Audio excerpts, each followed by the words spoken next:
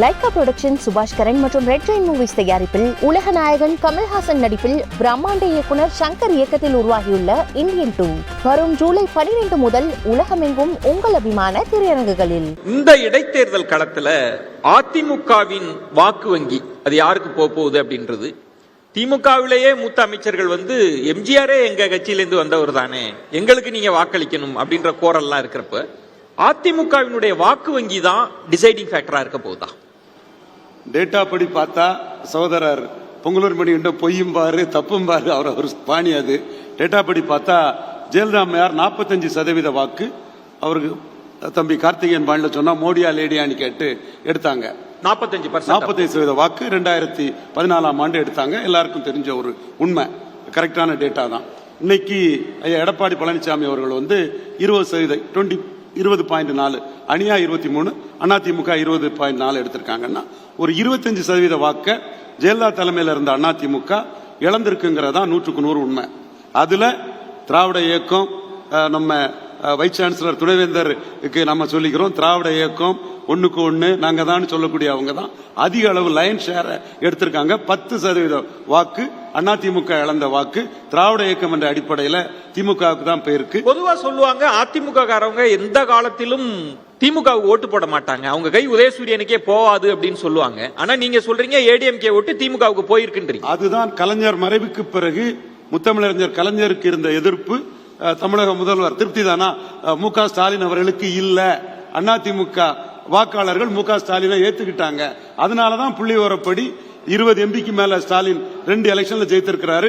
மக்கள் தலைவர் எம்ஜிஆர் வெளியேறின பிறகு கலைஞர் ஒரு தேர்தலில் கூட 20 எம்பிக்களை பெற்றதில்லை. இதுவும் டேட்டா தான்.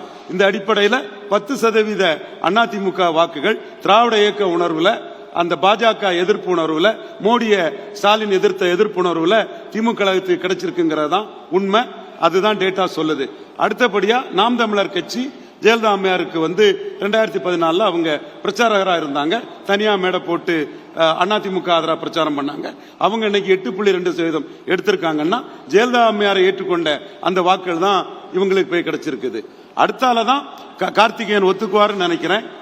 மோடி தலைமையில அண்ணாமலை, ஓபிஎஸ், டிடிவி இவங்க ஓபிஎஸும் டிடிவியும் ஜெயலலிதாவோட ஒருத்தர் முதல்வரா ஜெயலலிதா அம்மையாரால அறிவிக்கப்பட்டவர், இன்னொரு பொருளாளராக அறிவிக்கப்பட்டவர்.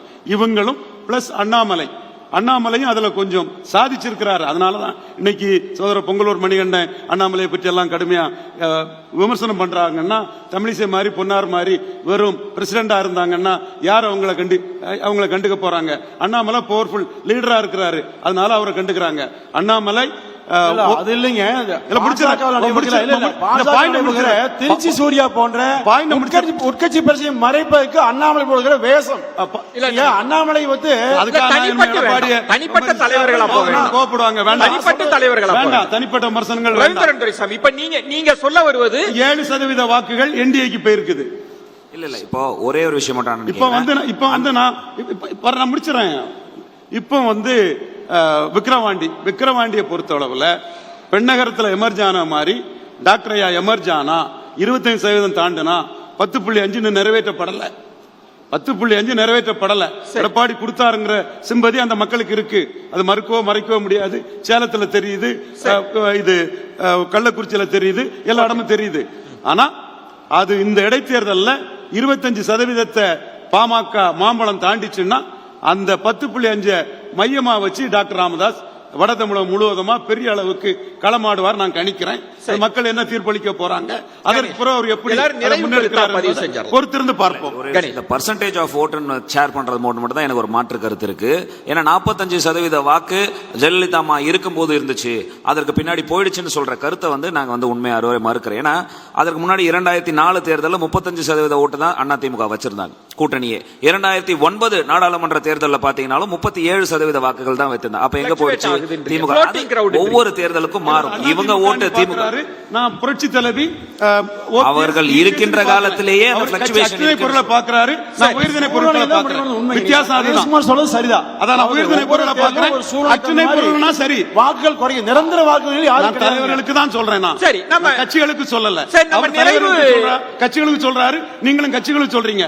நான் தலைவர்களுக்கு சொல்றேன். லைகா புரொடக்ஷன் சுபாஷ் கரன் மற்றும் ரெட் ஜெயின் மூவிஸ் தயாரிப்பில் உலக நாயகன் கமல்ஹாசன் நடிப்பில் பிரம்மாண்ட இயக்குனர் சங்கர் இயக்கத்தில் உருவாகியுள்ள இந்தியன் 2 வரும் ஜூலை 12 முதல் உலகமெங்கும் உங்கள் அபிமான திரையரங்குகளில்.